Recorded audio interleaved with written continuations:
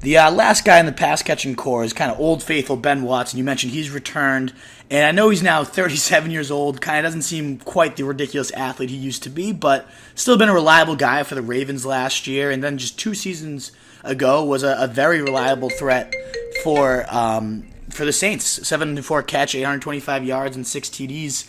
Do you expect them to recreate any of that type of magic, or what are you seeing from Watson so far?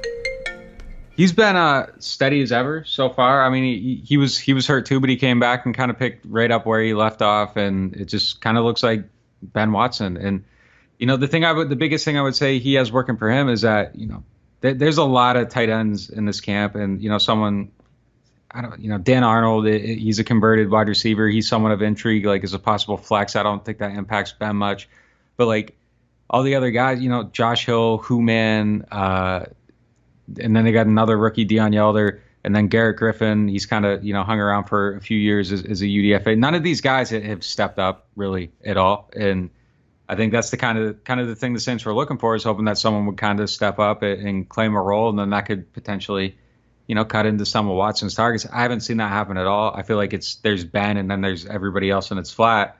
So it seems like he's probably going to have a good amount of opportunities. And when Drew Brees trusts his tight end, that tight end typically puts up decent numbers. And I think him and Watson do have that level of trust. Like you said, at 37, what does that look like by the end of the year? I don't know, but he can still move and he's still making catches. And he's getting undrafted in fantasy leagues right now, so that's someone that's got to be on radars.